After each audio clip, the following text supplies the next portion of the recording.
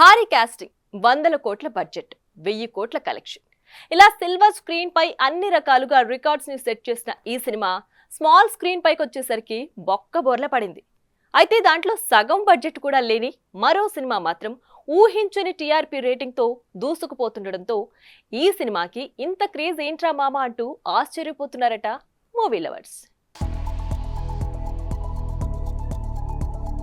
చిన్న సినిమాలు సైతం మొదటిసారి టెలికాస్ట్ అయిన సమయంలో 6-7 రేటింగ్ దక్కించుకోవడం మనం చూస్తూ ఉంటాం.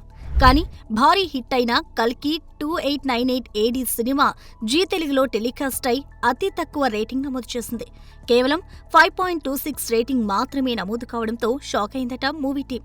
బాక్సాఫీస్ వద్ద 1000 కోట్లకు మించి వసూలు చేసి రికార్డులను సొంతం చేసుకున్న కల్కి బుల్లితెరపై మాత్రం ఫ్లాప్గా నిలవడం అంటే ఆశ్చర్యమే. ఇక ఇటీవల వరల్డ్ టెలివిజన్ ప్రీమియర్ అయిన దుల్కర్ సల్మాన్, మీనాక్షి చౌదరిల లక్కీ భాస్కర్ సినిమాకు మంచి రేటింగ్ దక్కింది.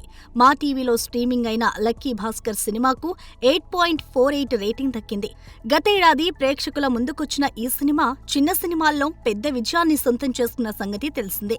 ఇక తెలుగుతో పాటు ఇతర భాషల్లోనూ విడుదలైన ఈ సినిమా భారీ విజయాన్ని సొంతం చేసుకుంది.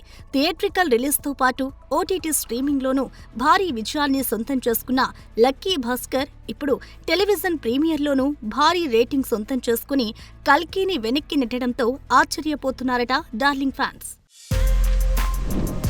For more videos like this, subscribe Big TV channel.